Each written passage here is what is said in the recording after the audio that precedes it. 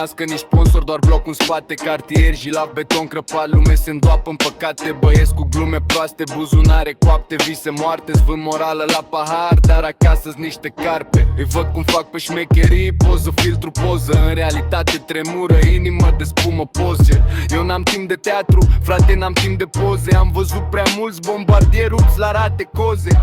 Ipocriți cu gură mare, zero coloană, se bat cu pumnul în piept, dar la nevoie schimbă echipa instantaneu. Frați pe viață, frați pe foc, frați pe ce le iese. Când e groasă, trag de timp, își schimbă numele, adrese. Fără filtre, frate, asta-i fața mea. Dacă doare ce vorbesc, nu-s problema ta. Blocuri reci, nervi la os, adevăr pe față. Cui nu-i place să-și ia trollerul și să plece din față. Fără filtre, frate, asta-i fața mea. Dacă doare ce vorbesc, nu-s problema ta.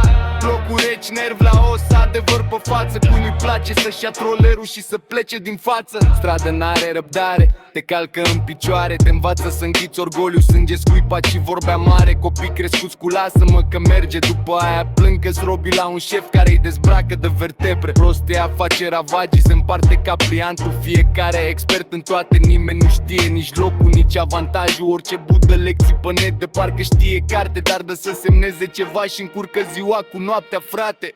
M-am săturat de gargară, de hai că-ți facă-ți drec. Când e vorba de muncă, toți devin fantome, trag pe deaca, plec. Asta-i viața reală, nu Instagram, nu story. Aici fie strict cuvântul, fie ești doar al clown ieftin în decor.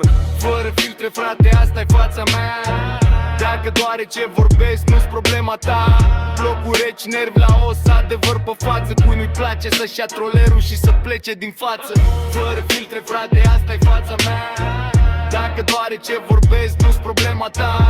Blocuri reci, nervi la os, adevăr pe față. Cui nu-i place să-și ia trollerul și să plece din față. Aici nu pup inelul, nu pup niciun birou. Dacă te credi rege, vino singur pe beton, nu prin telefon nou. Aici respectul se dă pe caractere, nu pe haine. Și cine latră prea mult, de obicei la primul șoc se sparge de parcare.